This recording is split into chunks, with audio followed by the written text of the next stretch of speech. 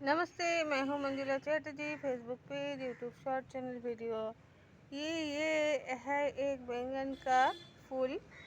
तो आप लोगों को कैसा पता चलेगा कि ये फीमेल है या मेल है? ये देखिए, इसमें से बैंगन होगा।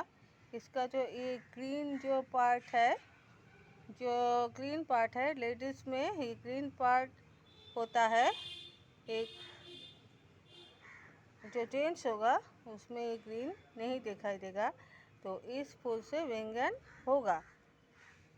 यही लेडीज़ और जेंट्स फूल का ডিফারেন্ট है।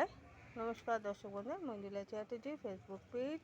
আপনারা কী করে বুঝবেন যে কোন ফুলে বেগুন হবে আর কোন ফুলে হবে না? এই দেখুন, একটা সবুজ মতন যে লম্বা একটা ডাঁটি আছে গ্রিন কালারের, এটা হচ্ছে মেয়ে ফুল, অর্থাৎ এখান থেকে বেগুনটা ফলবে। আর যদি এইটা না